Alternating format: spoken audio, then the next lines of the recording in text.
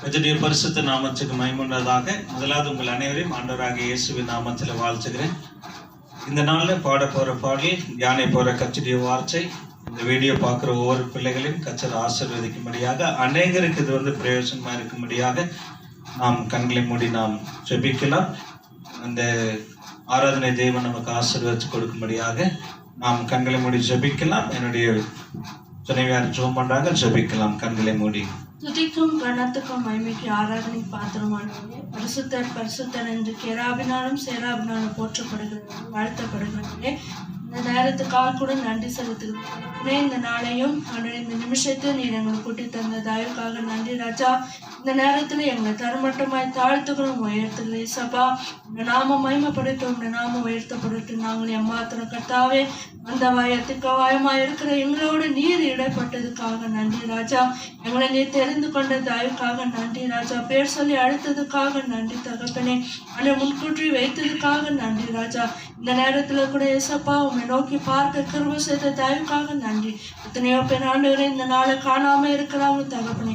எத்தனையோ வேதனை துக்கம் கண்ணீரோடு இந்த பூமியில வாழ்ந்து கொண்டிருக்கிற இந்த சூழ்நிலையில என் தேவனாய் கர்த்தர் உடைய பிள்ளைகளும் இந்த செட்டையை நீலில அடைக்கல கொடுத்து ஒவ்வொரு நாளும் நீ பாதுகாத்து வருகிறேன். உடைய செட்டையை நீலில நிழல கொடுத்ததுக்காக நன்றி ராஜா. இந்த நாளையில கூட ஏசப்பா இந்த ஊழியத்தை உடைய பாதத்துல அர்ப்பணிக்கிற ராஜா. அவன் ஒன்றுமில்லை தகப்பனே. உடைய நாமம் மகிமைப்படட்டும், உடைய நாமம் உயர்த்தப்படட்டும். அவனை நீர் மறைத்து நீர் பேசப்படுற தயவுக்காக நன்றி. பரலோகத்திலிருந்து நீர் ஆண்டவர் மன்னாவை நீர் அனுப்ப போற தயவுக்காக நன்றி சுவாமி. அன்றே ஏசப்பா இந்த வார்த்தைகள் தேவனாய கர்த்தாவே பார்க்கிற ஒவ்வொருத்தருக்கும் கேட்கிற ஒவ்வொருத்தருக்கும் ஆண்டவரே ஆசீர்வாதமாக பிரயோஜனமாக ஆண்டவரே நீர் அதை ஆசீர்வதித்து தரப்படுற தயவுக்காக நன்றி சுவாமி. இந்தந்த சூழ்நிலையில் அவங்க பார்க்கிறார்களோ கேட்கிறார்களோ கர்த்தாவே, அதுக்கேற்ற வார்த்தைகளை நீர் அனுப்பி அவர்கள் குடும்பங்கள் இருக்கிற எல்லா காரியத்தையும் ஆபத்தையும் பிசாசின் பிடிகளும் தரித்திரம் வறுமை வியாதிகளும் இயேசுவின் நாமத்துல நிர்மூலமாக்கப்படட்டும் சுவாமி. இந்த கரங்கள் ஆண்டவரே ஒவ்வொரு குடும்பத்தை தொடப்படட்டும் ஏசப்பா. ஒவ்வொரு பிள்ளைகளையும் ஆசீர்வதிக்கப்படட்டும், விடுதலை தரப்படட்டும் சுவாமி. இந்த பிள்ளைகளான இந்த வார்த்தைகளை கேட்டு பலன் பெற்றுக்கொண்டு மூக்களாண்டவரை பலனாய் வாழத்தக்கதாக ஜெயத்தை வெற்றி பெற்றுக்கொள்ள கிருபை செய்யுங்க ராஜா. நீர் அப்படியா இந்த ஊழியத்தை நீர் ஆசிரித்து தாரும். இருக்கிற பிள்ளைகளை பார்க்கிற பிள்ளைகளுக்கு ஆசீர்வாதமாய் மாற்றி தாரும். நீர் கொடுக்கிற மன்னாவுக்காக நன்றி சுவாமி. உங்களை தரமாட்டமாய் தாழ்த்துக்கு உயர்த்துகிற ராஜா. இயேசுவின் நாமத்துல தாழ்மையோடு வேண்டுகொள்கிற ஜீவனுள்ள நல்ல தகப்பனே, ஆமென். நாம் யாருக்கும் தெரிந்த ஒரு பாடலை நாம் பாடி ஆண்டவருடைய நாமத்தை தொடர்ந்து நாம் மயப்படுத்துவோம். தீய மனதை மாற்ற வரும் தூய ஆவி என்ற பாடலை நாம் யாவரும் சேர்ந்து பாடி ஆண்டவருடைய நாமத்தை மயப்படுத்துவோம்.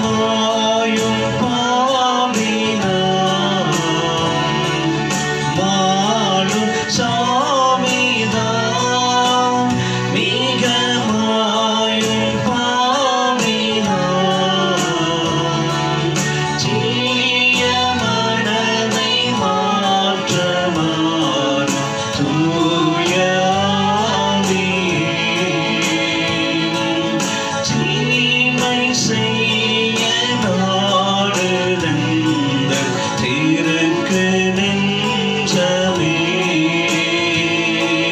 தீமை செய்ய நாடுதந்த தீருக்கு நெஞ்சமே தீருக்கு நெஞ்சமே வரும் சீர்க்கும் சஞ்சமே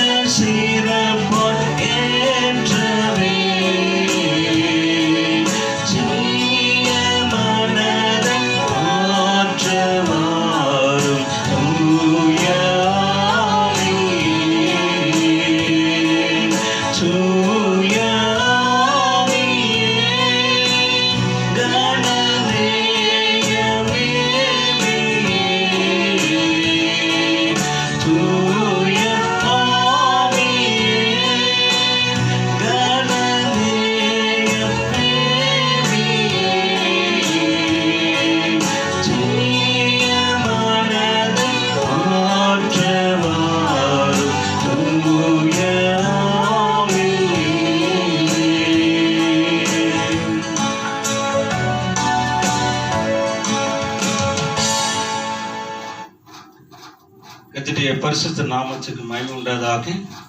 ஒரு முறை கூட இந்த நாளில் உங்கள் அனைவரையும் ஆண்டவராகிய இயேசு கிறிஸ்துவின் இணைநேற்ற நாமத்தினாலே மீண்டும் நான் வாழ்த்துகிறேன். சரி, இந்த நாளில் உங்களுடைய மத்தியில் சங்கீதம் 51வது சங்கீதத்தை இருந்து ஒரு சில காரியங்களை உங்களுக்கு நான் தெளிவுபடுத்த விரும்புகிறேன். Psalms 51. இந்த சங்கீதம் 51வது சங்கீதம் இந்த முதல் 12 வசனத்தில் ஒரு 4 காரியங்களை உங்களுக்கு நான் தெளிவுபடுத்த விரும்புகிறேன். ஒரு 4 காரியங்களை டேவிட்ஸ் repentance and confession என்று சொல்லி நம்ம பார்க்கிறோம். தாவீதின் மனம் திரும்புதலும் அவருடைய பாவ அறிக்கையும் என்று சொல்லி நம்ம பார்க்கிறோம். சரி, இந்த Psalms 51 as well as Psalms 32, இந்த சங்கீதம் 51க்கும் சங்கீதம் 32க்கும் இருக்கக்கூடிய அந்த லிங்க், அந்த தொடர்பை குறித்து நம்ம பார்க்கிறோம். கர்த்தருக்கு சித்தமான வருகின்ற நாட்கள் அது வருகின்ற வீடியோவில் அடுத்து இதனுடைய கண்டினியூவேஷன் அதையும் நான் உங்களுக்கு தெளிவுபடுத்த விரும்புகிறேன். சரி, இந்த சங்கீதத்தில் நம்ம பார்க்கும் பொழுது David had sinned against Bathsheba என்று சொல்லி நம்ம பார்க்கிறோம். தாவீது பத்சேபாவுக்கு எதிராக பாவம் செய்தார் என்று சொல்லி நம்ம பார்க்கிறோம். மாத்திரமில்லை, உரியா அகைன்ஸ்ட் ஹிஸ் ஃபேமிலி என்று சொல்லி பார்க்கிறோம். ரெண்டாவது, உரியாவுக்கும் அவருடைய குடும்பத்துக்கு எதிராகவும் பாவம் செய்தார் என்று சொல்லி நம்ம பார்க்கிறோம். மூன்றாவது, அகைன்ஸ்ட் நேஷன் என்று சொல்லி நம்ம பார்க்கிறோம். தேசத்துக்கு எதிராகவும் இந்த சங்கீதக்காரன் தாவீது பாவம் செய்தார் என்று சொல்லி நம்ம பார்க்கிறோம். இந்த பழைய ஏற்பாட்டில் நம்ம பார்க்கும்பொழுது 10 commandments, இந்த 10 கட்டளையில ஆல்மோஸ்ட் இந்த லாஸ்ட் இந்த 5ல பார்க்கும் பொழுது ஒரு 4 கட்டளைகள்ல இந்த சங்கீதக்காரன் தாவீது அவர் மீறி இருந்தார் அல்லது அந்த காரியங்கள் அவருடைய வாழ்க்கையில செய்திருந்தார் என்று சொல்லி நம்ம பார்க்கிறோம். சரி, அப்படி அவர் என்ன காரியங்களை அவர் செய்திருந்தார்? he had covetous ன்னு சொல்லுவாங்க. அவர் இச்சித்தார். ரெண்டாவது, ஸ்டோலன், திருடினார். மூன்றாவது, கமிட் அடல்டரி, விபச்சாரம் செய்தார். நான்காவது பார்க்கும்பொழுது மர்டர், அவர் கொலை செய்தார் என்று சொல்லி நம்ம பார்க்கிறோம். இந்த 10 கட்டளையில இந்த 4 காரியங்களை நம்ம பார்க்கிறோம். அவர் இச்சித்தார். ரெண்டாவது, அவர் திருடினார். மூன்றாவது, அவர் விபச்சாரம் செய்தார். நான்காவது, அவருடைய வாழ்க்கையில பார்க்கும்போது he murdered, அவர் கொலை செய்தார் என்று சொல்லி நம்ம பார்க்கிறோம். சரி, இந்த சங்கீதத்தினுடைய இந்த காரியங்களை குறித்து நம்ம பார்க்கிறோம். இதுதான் அதனுடைய அந்த மெயின் அந்த காரியங்களை குறித்து நம்ம பார்க்கிறோம். தாவீதுடைய மனம் திரும்புதலும் அவருடைய பாவ அறிக்கை குறித்து நம்ம பார்க்கிறோம். சரி, இந்த நாட்கள்ல இந்த மனம் திரும்புதல், இந்த பாவ அறிக்கை, repentance and confession, it is very important for the Christians. இது ஒவ்வொரு கிறிஸ்துவனுடைய வாழ்க்கையில மிகவும் முக்கியமான ஒரு காரியமாய் இருக்கிறதை குறித்து இந்த வேதத்தில் நம்ம பார்க்கிறோம். பாருங்க, இந்த நாட்களை நம்ம ஏன் நம்ம அதிகமாய் வேதத்திலிருந்து மனம் திரும்புதலை குறித்து, பாவரிக்கை குறித்து, ரட்சிப்பை குறித்து நம்ம ஏன் இந்த நாட்கள்ல பாவ மன்னிப்பை குறித்து, விடுதலை குறித்து நம்ம ஏன் அதிகமா சொல்றோம்னா, because Bible talks about much all these things. இந்த வேதம் இதை குறித்து அதிகமா நமக்கு போதிக்கிறபடினால, இந்த வேதத்துல இந்த ஹியூமன் எக்ஸ்பீரியன்ஸ், அதாவது மனிதனுடைய வாழ்க்கையில் இதெல்லாம் சம்பவித்து இருக்கிறபடினால, நடந்திருக்கிறபடினால இன்றைக்கு நாம் அந்த காரியங்களை குறித்து நம்ம அதிகமாய் நம்ம பேசக்கூடியங்களா நம்ம இருக்கிறோம் என்று சொல்லி நம்ம பார்க்கிறோம். சரி, இந்த சங்கீதம் 51வது சங்கீதத்துல நம்ம பார்க்கும்பொழுது அதனுடைய ஹைலைட்ஸ்ன்னு சொல்லுவாங்க. ஆக்சுவலா நான் முதல் 12 வசனத்தை மாத்திரம் தான் உங்களுக்கு நான் தெளிவுபடுத்துறேன். ஒரு 4 அவுட்லைன் மாதிரி காரியங்களை மாதிரி சொல்லிட்டு, சரி, இந்த Psalms 51 இந்த சாராம்சம் என்னன்னு சொல்லி நம்ம பார்க்கும் பொழுது, his prayer, அவருடைய ஜெபத்தை குறித்து நம்ம பார்க்கிறோம். ஃபார் ரெஸ்டோரேஷன், ஆண்டவர் அவருடைய வாழ்க்கையை திரும்ப ஆண்டவருக்குள்ள புதுப்பிக்க வேண்டும் என்று சொல்லி பார்க்கிறோம். அது மாத்திரம் இல்லை, டேவிட் கன்சர்ன்ட் அபவுட் ஹிஸ், என்ன சொல்லுங்க, அவர் செய்த அந்த காரியங்களை குறிச்செல்லாம் இந்த சங்கீதம் 51 நமக்கு தெளிவுபடுத்துவதை நம்ம பார்க்கிறோம். சரி, இந்த சங்கீதம் 51ல நம்ம என்ன பார்க்கிறோம்? பாவ கிரியை என்று சொல்லி நம்ம பார்க்கிறோம். சங்கீதம் 51ல பாவ கிரியை என்று சொல்லி நம்ம பார்க்கிறோம். ஆங்கிலத்துல டீட்ஸ் ஆஃப் சின் என்று சொல்லி நம்ம பார்க்கிறோம். இதெல்லாம் ஒரு சம்மரி மாதிரி நான் உங்களுக்கு சொல்லிருக்கேன். இந்த Psalms 51 அந்த சம்மரி, அதனுடைய சாராம்சம் என்ன அப்படிங்கறதை குறித்து, பாவ கிரியை, டீட்ஸ் ஆஃப் சின் என்று சொல்லி நம்ம வந்து பார்க்கிறோம். ரெண்டாவது பார்க்கும்பொழுது பாவ அசுத்தம் அல்லது பாவ தீட்டு என்று சொல்லி நம்ம வந்து பார்க்கிறோம். டிஃபைல்மெண்ட் ஆஃப் சின் என்று சொல்லி நம்ம வந்து பார்க்கிறோம். ரெண்டாவது. மூன்றாவது, இந்த சங்கீதத்தில் நம்ம வந்து பார்க்கும்பொழுது இந்த பெனால்டி ஆஃப் சின் என்று சொல்லி நம்ம வந்து பார்க்கிறோம். அதாவது பாவ தண்டனை குறித்து நம்ம வந்து பார்க்கிறோம். அடுத்தது நான்காவது நம்ம வந்து பார்க்கும்பொழுது the pollution of sin, பாவ அசுத்தத்தை குறித்து நம்ம வந்து பார்க்கிறோம்.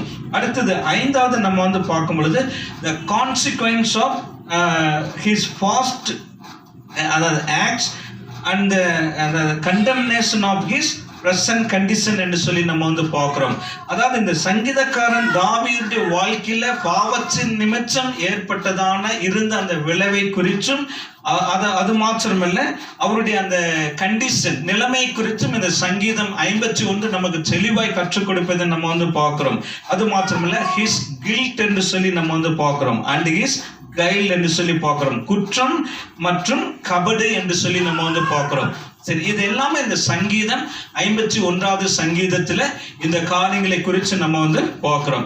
சரி, இந்த சங்கீதத்தை நம்ம வந்து எப்படி அவுட்லைன் பண்ணலாம் அப்படின்னு சொல்லி நம்ம வந்து பார்க்கும்போது இப்போ அதனுடைய சம்மரைஸ் மாதிரி சொன்னேன். இந்த சங்கீதம் 51ல இப்படிப்பட்டதான இந்த சாரம்சம் இந்த காரியம் அப்படின்னு சொல்லி நான் உங்களுக்கு சொன்னேன். அடுத்து இந்த சங்கீதம் முதல் 12 வசனத்தை நம்ம வந்து எப்படி இது பண்ணலாம்.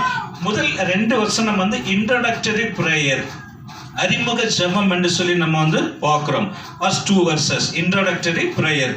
ரெண்டாவது 3வது வசனத்திலிருந்து 6வது வசனத்துல நம்ம வந்து பார்க்கும்போது கன்ஃபெஷன், பாவ அறிக்கை குறித்து பார்க்கிறோம். verses 3 to 6 கன்ஃபெஷன் என்று சொல்லி நம்ம வந்து பார்க்கிறோம். அடுத்தது 7 to 9 verses 7 to 9ல பார்க்கும்போது ஃபார் ஃபர்கிவ்னஸ், பாவ மன்னிப்புக்காக அவர் ஜெபிப்பதை நம்ம வந்து பார்க்கிறோம். அடுத்தது இந்த 10 to 12ல நம்ம வந்து பார்க்கும்பொழுது இன்னர் ரினியூவல் என்று சொல்லி நம்ம வந்து பார்க்கிறோம். அதாவது உள்ளான இன்னர் ஸ்பிரிச்சுவல் ரினியூவல், ஆவிக்குரிய உள்ளான மனுஷனுடைய வாழ்க்கையை குறித்து புதுப்பித்தலுக்காக இந்த சங்கீதக்காரன் தாவீது தேவனிடத்தில் இந்த மன்றாடி தன்னை தாழ்த்தி அறிக்கை செய்ததை இந்த சங்கீதம் 51 நமக்கு தெளிவாய் கற்றுக் கொடுப்பதை நம்ம வந்து பார்க்கிறோம். பாருங்க, இந்த நாள் ஒரு 4 காரியத்தை உங்களுக்கு தெளிவுபடுத்துறதுக்கு முன்பதாக ஒரு சம்பவத்தை உங்களுக்கு நான் சொல்ல விரும்புகிறேன். இந்த சீன ஒரு பழங்கதை சொல்லுவாங்க, ஆன்சியன் ஸ்டோரின்னு சொல்லுவாங்க. சீன பழங்கதை ஒன்று. அந்த இந்த இல்லுஸ்ட்ரேஷன் உதாரணத்துடைய தலைப்பு என்னன்னா, யார் அந்த பாவி, who is that sinner, who is that sinner. ஒரு முறை 4 சீன தொழிலாளிகள் என்ன பண்ணாங்கன்னா ஒரு காட்டு வழியா நடந்து வந்துட்டு இருக்கிறாங்க. 4 சீன தொழிலாளிகள் காட்டு வழியா நடந்து வந்துட்டு இருக்கிறாங்க. அப்படி அவங்க நடந்து வந்துட்டு இருக்கும் பொழுது திடீர்னு பயங்கரமான இடி மின்னல், பலத்த காற்று, மழை பெய்ய ஆரம்பிக்குது. இப்ப அவங்க 4 பேர் என்ன பண்ணாங்கன்னா உயிருக்கு பயந்துட்டு அந்த காட்டுக்குள்ள ஓடுறாங்க. ஓடும் பொழுது அங்க அவங்க இருந்த அந்த ஃபாரஸ்ட்ல வந்து மிகவும், அதாவது ஓல்டு பில்டிங், பழமையான ஒரு பாழடைந்த ஒரு கட்டடத்தை பார்த்துட்டு என்ன பண்ணாங்கன்னா இந்த 4 சீன தொழிலாளர்கள் வந்து வேகமா ஓடி போய் அந்த இடத்துல அந்த கட்டடத்துக்கு கீழே அவங்க வந்து நிக்கிறாங்க. அப்ப அப்படி நின்றுட்டு இருக்கும் பொழுது அவங்க நின்று பாக்குறாங்க. மழை விட்டப்பாடு இல்லை, பயங்கரமா இடி மின்னல் ஜாஸ்தி ஆயிட்டே இருக்கு, காற்று பயங்கரமா அடித்து கொண்டு இருக்குது, மழை ஹெவி ரெயினா இருக்கு. உடனே அவங்க 4 பேர் என்ன பண்ணாங்கன்னா இந்த மழை நிக்கவே மாட்டேங்குது, என்ன பண்றது அப்படின்னு சொல்லிட்டு இவங்க 4 பேர் என்ன பண்ணாங்கன்னா, நம்ம 4 பேர் இங்க இருக்கிறோம், நம்ம யாராவது ஒருத்தன் தான் பாவி தவறு செய்திருக்கிறான், அதனால அவன் நிமித்தம் தான் இப்படிப்பட்ட காரியம் நடந்துட்டு இருக்குது. அதனால நம்ம இந்த 4 பேர்த்துல நம்ம யார் அந்த பாவின்னு கண்டுபிடிச்சு அவனை இந்த இடத்தை விட்டு வெளியே தள்ளிட்டா இந்த தண்டர், ஹெவி ரெயின், இந்த பயங்கர இடி மின்னல் காற்று இதெல்லாமே நின்று அப்படின்னு சொல்லிட்டு அவங்க என்ன பண்ணாங்கன்னா 4 பேருமே ஒரு சீட் எழுதி போட்டு குளிக்க எடுக்கிறாங்க. சீட்டு போட்டு குளிக்க எடுத்த உடனே ஒருத்தருடைய பேருக்கு அந்த சீட்டு விழுந்த உடனே என்ன பண்ணாங்கன்னா மற்ற 3 பேர் என்ன பண்ணாங்கன்னா, நீதான் அந்த பாவி, நீதான் தப்பு செய்திருக்கிற, நீதான் தவறு செய்திருக்கிற, அதனால நீ இந்த இடத்த விட்டு வெளியே போனீங்கன்னா இப்ப இந்த இடி மின்னல் இதெல்லாமே ஸ்டாப் ஆயிரு, நாங்க வந்து உயிர் பிழைச்சு தப்பிச்சுட்டு போயிடுவோம் அப்படின்னு சொல்றாங்க. உடனே அவன் வந்து அங்க மழை பயங்கரமா இருக்கிறனால, இடி மின்னல் பயங்கரமா இருக்கிறனால அவங்க 3 பேருடைய காலில் விழுந்து கதறி கெஞ்சுறான், என்ன தயவுசெய்து விட்டுருங்க, நான் பாவி இல்லை, நான் ஒண்ணு தவறு செய்யல, எனக்கு மனைவி பிள்ளைங்கள்லாம் இருக்காங்க, நான் மரிச்சு போனா அவங்கள வந்து யாரு காப்பாற்றுறது அப்படின்னு சொல்லி அவனுடைய காலை பிடிச்சு கொண்டு உருக்கமா அவன் வந்து கெஞ்சி கதறான். 3 பேரு கேட்கல, அவனை காலில் எட்டி உதச்சு தள்ளுறாங்க பாருங்க. போய் கீழே பொச்சுன்னு கொஞ்சம் தூரத்தில் விழுந்த உடனே எழுந்து அவன் என்ன பண்ணான்னா நடுங்கி பயந்துட்டு பார்க்கறான். அந்த பில்டிங்க்கு ஆப்போசிட்ல ஒரு மரம் இருக்குது. அந்த மரத்துக்கு கீழே நிக்கிறதுக்காக வேகமா அந்த மரத்தை நோக்கி ஓடி அங்க வந்து நின்னுட்டான். இவன் போய் அந்த மரத்துக்கு கீழே நின்று அந்த பில்டிங் இப்படியே திரும்பி இப்படின்னு பார்க்கும் பொழுது ஒரு பெரிய பிக் தண்டர்னு சொல்லுவாங்களே, பெரிய இட்டி வந்து இவங்க மற்ற 3 பேர் நின்றுட்டு இருந்த அந்த பில்டிங் மேல விழுந்து அந்த பில்டிங் கருகி அங்க 3 பேருமே கருகி சாம்பல் ஆயிட்டாங்க.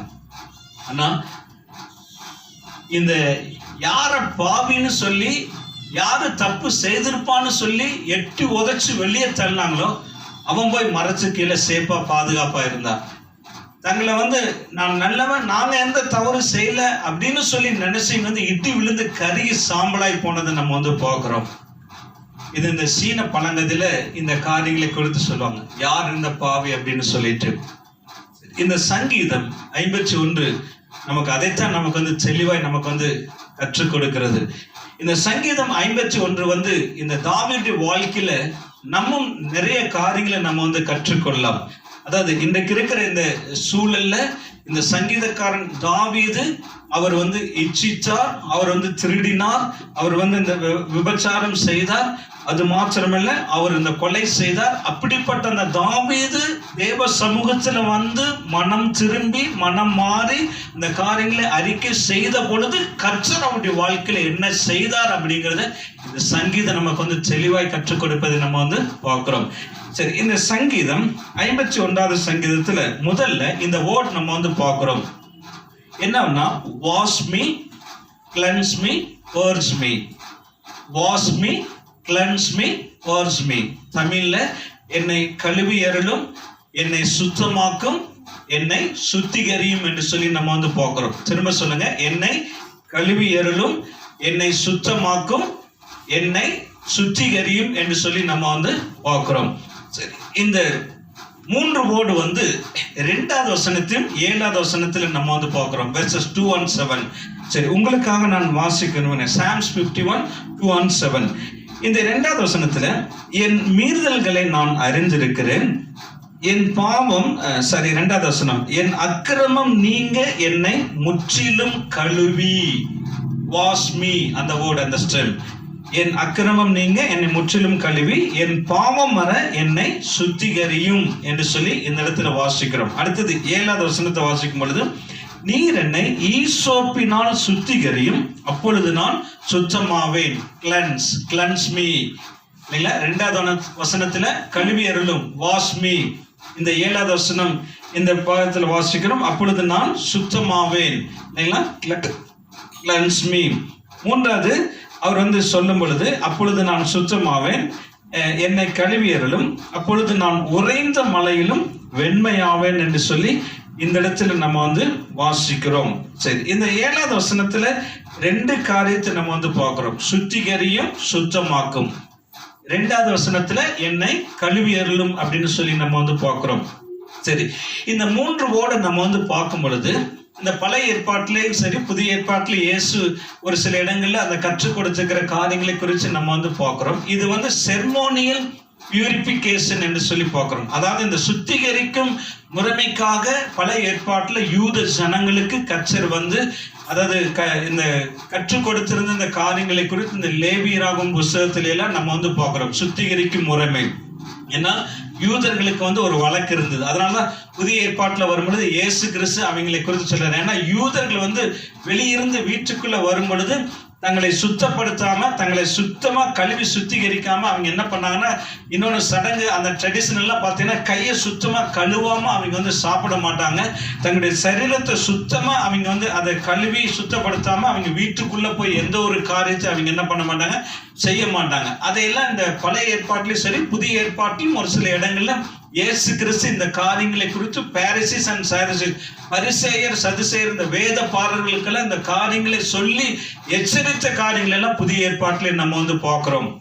இல்லைங்களா? வாஷ் மீ, கழுவி அருளும், கிளன்ஸ் மீ, என்னை சுத்தமாக்கும், purge me, என்னை சுத்திகரியும் அப்படின்னு அவர் வந்து சொல்லுவதை நம்ம வந்து பார்க்கிறோம். சரி, இந்த ஒவ்வொரு வார்த்தைக்கும் ஒவ்வொரு அர்த்தத்தை நம்ம வந்து பார்க்கிறோம் இல்லைங்களா?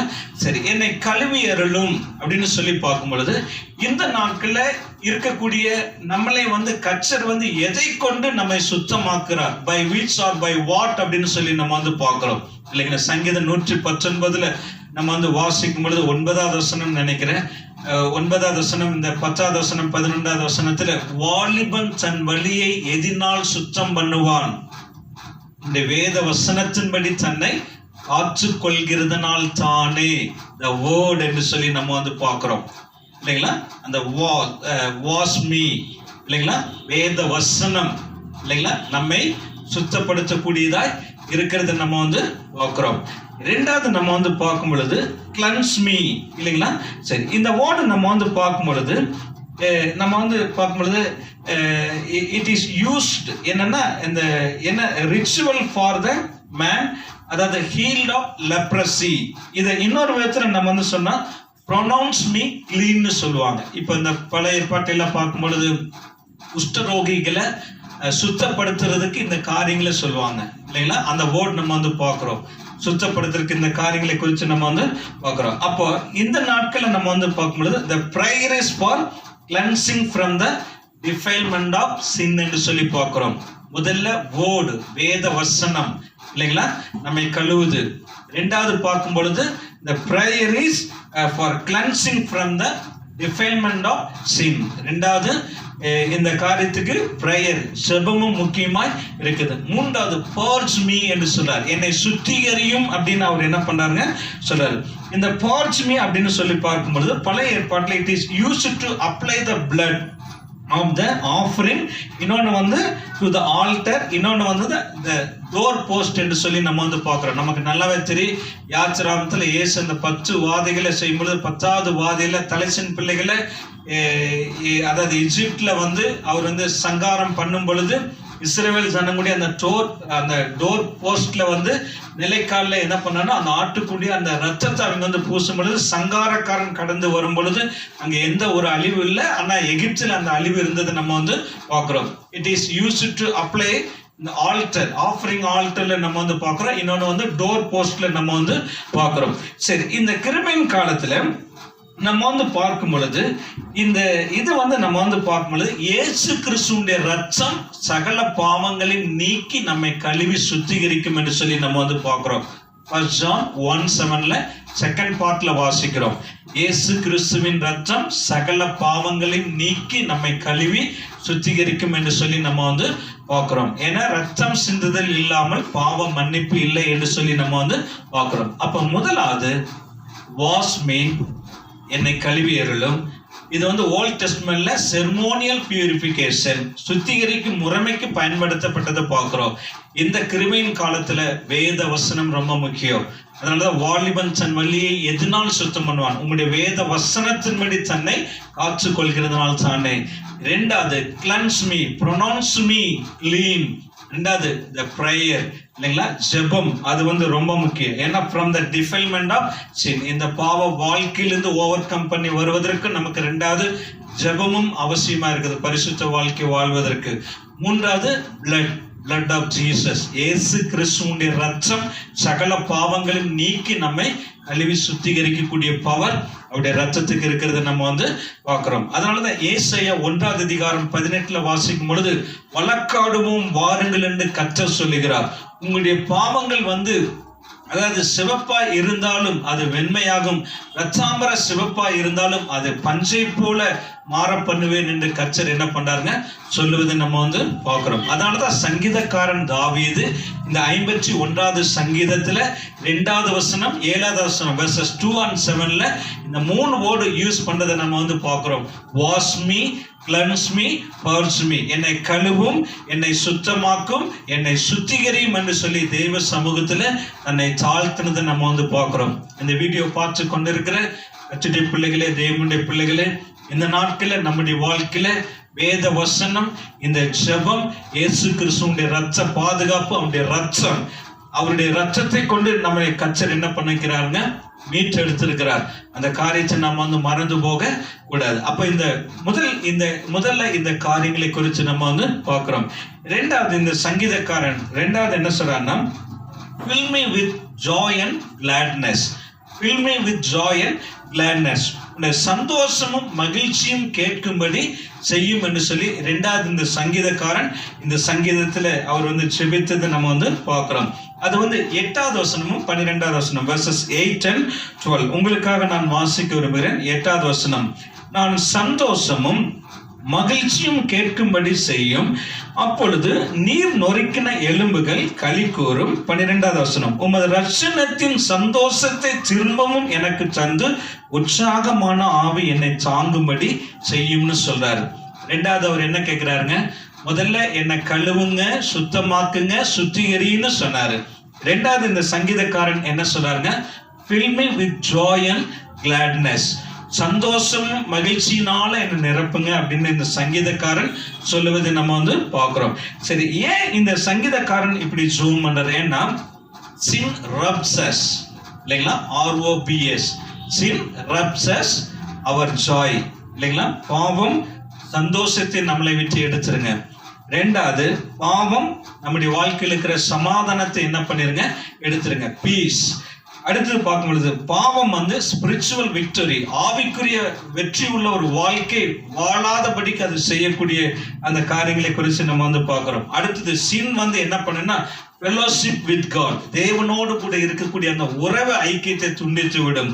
அடுத்தது பார்க்கும் பொழுது இந்த சின் என்ன பண்ணுன்னா தேவனத்துல இந்த லவ்னு சொல்லுவாங்கல்ல, தேவனை நேசிக்க முடியாதபடி செய்து விடும் என்று சொல்லி நம்ம வந்து பார்க்கிறோம். நிறைய சொல்லிட்டே போலாம். பாவம் மனுஷனுடைய வாழ்க்கையில் இருக்கிற சந்தோஷத்தை, சமாதானத்தை, நிம்மதியை, தேவனோடு கூட இருக்கக்கூடிய உறவை, ஐக்கியத்தை, ஃபெலோஷிப்பை, அடுத்தது அன்பை, தேவனை நேசிக்க முடியாதபடி, இந்த மாதிரி விக்டோரியஸ்ல வெற்றி உள்ள ஜெய வாழ்க்கை வாழ முடியாதபடி இந்த காரியம் என்ன பண்ணுங்க, செய்யக்கூடிய பவர் இதுக்கு என்ன பண்ணுதுங்க இருக்குது. அதனாலதான் சங்கீதக்காரன் ரெண்டாவது சொன்னாரு, fill me with the joy and gladness. இந்த 8வது வசனத்துல நான் சந்தோஷமும் மகிழ்ச்சியும் கேட்கும்படி செய்யினாரு. 12வது வசனம் முதல் பாகத்துல உடைய ரட்சணத்தின் சந்தோஷத்தை திரும்பவும் எனக்கு தந்து அப்படின்னு அவர் சொல்வதை நம்ம வந்து பார்க்கிறோம். பாருங்க, ரெண்டாவது இந்த சங்கீதக்காரன் எப்படி தேவனிடத்துல ஜெபித்தார் அப்படிங்கறத பாருங்க. மூன்றாவது இந்த சங்கீதக்காரன் சொல்றாரு, blot out my transgression சொல்றாரு. blot out my transgression, என் அக்கிரமங்கள் எல்லாம் நீக்கி அருளும் அப்படின்னு சொல்லி இந்த சங்கீதக்காரன் சொல்றார். இது வந்து இந்த 9வது வசனத்துல நம்ம வந்து பார்க்கிறோம். verses 9 மூன்றாவது 9வது வசனத்துல, என் பாவங்களை பாராதபடிக்கு நீர் உமது முகத்தை மறைச்சு என் அக்கிரமங்களை எல்லாம் நீக்கி அருளும். அந்த போர்ட் லாஸ்ட் டைம், என் அக்கிரமங்களை எல்லாம் நீக்கி அருளும் அப்படின்னு அவர் வந்து சொல்றாரு. blot out my transgressions சொல்றாரு 9வது வசனத்துல. சரி, இந்த வேர்ட்ல நம்ம வந்து பார்க்கும் பொழுது இந்த வேர்டு, இந்த blot out அப்படிங்கிற அந்த வேர்ட், சரி, இதுல நம்ம வந்து பார்க்கும் பொழுது sin is like a debt என்று சொல்லி பார்க்கிறோம். பாவம் என்பது ஒரு கடனை போல என்று சொல்லி நம்ம வந்து பார்க்கிறோம். recorded in God's book என்று சொல்லி நம்ம வந்து பார்க்கிறோம், இல்லைங்களா. பைபிள் சொல்லுங்களா, நம்ம செய்கிற காரியம் ஒவ்வொன்றுமே இல்லைங்களா அவருடைய ஞாபக புஸ்தகத்துல ரெக்கார்ட் ஆகுது, அதை மறந்து போக கூடாது. அப்போ sin is like a debt என்று சொல்லி நம்ம வந்து பார்க்கிறோம். அப்போ it must be erased or cancelled, it must be erased or cancelled என்று சொல்லி நம்ம வந்து பார்க்கிறோம். இது வந்து நீக்கப்பட்டதா இருக்கணும், இல்லைங்களா, மன்னிக்கப்பட்டதா என்ன பண்ணணுங்க இருக்கணும். சரி, இந்த போர்ட்ல நம்ம வந்து பார்க்கும் பொழுது இந்த 2 சாமுவேல் 12வது அதிகாரம் 13வது வசனத்தை நம்ம வந்து வாசிக்கும் பொழுது, 2 சாமுவேல் chapter 12:13 நம்ம வந்து வாசிக்கும் பொழுது, தாவீது பாவம் செய்த பிறகு நாத்தான் தீர்க்கதரிசி அவரிடத்துல வந்து அவருக்கு வந்து உணர்ச்சின பொழுது அந்த தாவீதுனுடைய அந்த ரியாக்ஷன், இல்லைங்களா, அந்த ரெஸ்பான்ஸ், அந்த செயல்பாடு எப்படி அப்படிங்கறத இந்த 2 சாமுவேல் 12வது அதிகாரம் நமக்கு தெளிவாய் கற்றுக் கொடுக்குது. அவரு வந்துட்டு அழகா ஒரு குட்டி கதை மாதிரி, ஒரு சின்ன உபமை மாதிரி சொல்லிட்டு, இப்படிப்பட்ட காரியங்களை செய்த மனுஷனை நம்ம வந்து என்ன செய்யலாம் அப்படின்னு சொல்லும்போது கோபமாய் வெகுண்டெழுந்து அவர் வந்து சொல்லும் பொழுது அவருக்கு நம்ம சும்மா விடக்கூடாது, அதற்குரிய பனிஷ்மெண்ட் தண்டனை கொடுக்கணும்னு இந்த நாத்தான் தீர்க்கதரிசிட்ட சொல்லும் பொழுது, நாத்தான் ப்ராஃபெட்ல அந்த நாத்தான் தீர்க்கதரிசி இமீடியட்டா சொன்னாரு, வேற யாரும் இல்லை, அதை செய்த மனுஷன் நீதான்னு சொல்லி தாவீதை கான்டாக்ட் பண்ணார். இந்த இடத்துல அதான் இந்த கான்டெக்ஸ்ட். ரொம்ப அற்புதமான ஒரு வேத பகுதி. உங்களுக்காக இந்த 2 சாமுவேல் 12:13 வாசிக்கிறேன் பாருங்க. அப்பொழுது தாவீது நாத்தான் இடத்தில், நான் கர்த்தருக்கு விரோதமாய் பாவம் செய்தேன் என்றான். நாத்தான் தாவீதை நோக்கி, நீ சாகாதபடிக்கு கர்த்தர் உன் பாவம் நீங்க செய்தார். இந்த ஸ்டெம் கவனிங்க, அந்த வேர்ட் ரொம்ப முக்கியம். அதனாலதான் சங்கீதக்காரன் சங்கீதம் 51:9 அவர் சொன்னார், blot out my transgression, என் அக்கிரமங்களை என்னை விட்டு நீக்கி எருளும் அப்படின்னு அவர் சொல்றாரு. erased or cancelled சொன்னார் இல்லைங்களா. அதான் இந்த வேர்ட்ல நம்ம வாசிக்கிறோம் இல்லைங்களா. நாத்தான் தாவீதை நோக்கி, நீ சாகாதபடிக்கு கர்த்தர் உன் பாவம் நீங்க செய்தார். ஆக்சுவலா இந்த சாம்ஸ் 51 பேக்ரவுண்ட் தான் இந்த 2 சாமுவேல் 12வது அதிகாரம் என்பதை நாம் மறந்து போக கூடாது. ஏன்னா இந்த சங்கீதம் 51 பத்சேபாள் இடத்தில், அந்த பிராக்கெட்ல பத்சேபாள் இடத்தில் தாவீது பாவத்திற்கு உட்பட்ட பின்பு நாத்தான் தீர்க்கதரிசி அவனிடத்தில் வந்து அவன் பாவத்தை உணர்ச்சின போது பாடி ராகச்சலைவனுக்கு ஒப்புவிக்கப்பட்ட சங்கீதம். அப்ப சாம்ஸ் 51 பேக்ரவுண்ட் தான் இந்த சாம்ஸ் 2 சாமுவேல் 12, 2 சாமுவேல் 12வது அதிகாரம் என்பதை மறந்து போக கூடாது. அப்ப 3வது அவர் என்ன சொன்னாருங்க, blot out my transgression இல்லைங்களா. அதான் 9வது வசனம் இடத்துல நம்ம வாசிக்கிறோம். அப்பொழுது சரி, இந்த 9வது வசனத்துல என் அக்கிரமங்களை எல்லாம் நீக்கி எருளும்னு சொல்லி அவர் ஜெபித்தது நம்ம பார்க்கிறோம். சரி, 4வது இந்த சங்கீதக்காரன் எதற்காக ஜெபித்தார்னா, create in me a clean heart, சுத்த இருதயத்தை என்னில் சிருஷ்டியும் அப்படின்னு சொல்லி இந்த சங்கீதக்காரன் 4வது அவர் ஜெபித்ததை நம்ம பார்க்கிறோம். இது 10வது வசனத்திலிருந்து 12வது வசனம், verses 10 to 12 உங்களுக்காக வாசிக்கிறேன். தேவனே, சுத்த இருதயத்தை என்னில் சிருஷ்டியும், நிலைவரமான ஆவி என்னுடைய உள்ளத்திலே புதுப்பியும், உமது சமூகத்தை விட்டு என்னை தள்ளாமலும், உமது பரிசுத்த ஆவியை என்னிடத்திலிருந்து எடுத்துக்கொள்ளாமலும் இரும், உமது இரட்சணத்தின் சந்தோஷத்தை திரும்பவும் எனக்கு தந்து உற்சாகமான ஆவி என்னை தாங்கும்படி செய்யும்னு சொல்றாரு. 4வது இந்த சங்கீதக்காரன் எதற்காக அவர் ஜெபிக்கிறாருங்க, create in me a clean heart, சுத்த இருதயத்தை என்னில் என்ன பண்ணுங்க சிருஷ்டியும் அப்படின்னு சொல்றாரு. the word create அப்படிங்கிறது அந்த வேர்ட்ல நம்ம பார்க்கும்போது கிரியேட்டிவ் ஒர்க் ஆஃப் காட் என்று சொல்லி நம்ம பார்க்கிறோம். கிரியேட்டிவ் ஒர்க் ஆஃப் காட் என்று சொல்லி நம்ம பார்க்கிறோம். சரி, இந்த வேர்ட்ல நம்ம பார்க்கும்போது ரேடிக்கல் சேஞ்சஸ் ஆஃப் ஹார்ட் என்று சொல்லி பார்க்கிறோம். ரேடிக்கல் சேஞ்ச் ஆஃப் ஹார்ட் என்று சொல்லி நம்ம பார்க்கிறோம். அதாவது ஏற்கனவே இருக்கிறத நீ சரி செய்யும் அப்படின்னு சொல்ல இல்லைங்களா. Radical change, creative work of God, ஒரு சுத்த இருதயத்தை என்னில சிருஷ்டிங்க, நிலைவரமான ஆவி என்னுடைய உள்ளத்துல நீங்க புதுப்பியுங்க அப்படின்னு சொல்லி இந்த சங்கீதக்காரன் அவர் ஜெபிப்பதை நம்ம பார்க்கிறோம்.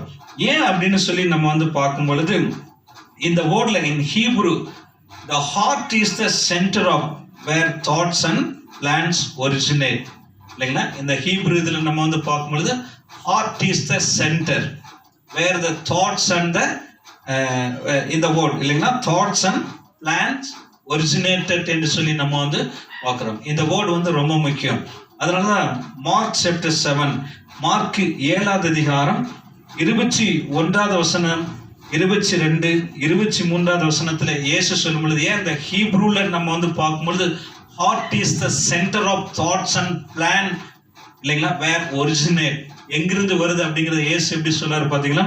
உங்களுக்காக வாசிக்கிற மார்க் சாப்டர் 7 21 to 23 அவர் என்ன சொல்றாருங்க, எப்படி எனில் மனுஷருடைய இருதயத்திலிருந்து பொல்லாத சிந்தனைகளும் விபச்சாரங்களும் வேசித்தனங்களும் கொலைபாதங்களும் களவுகளும் பொருளாசைகளும் துஷ்டத்தனங்களும் கபடும் காமவிகாரமும் வன்கண்ணும் தூசணமும் பொருளாசையும் மதிகேடும் புறப்பட்டு வரும்.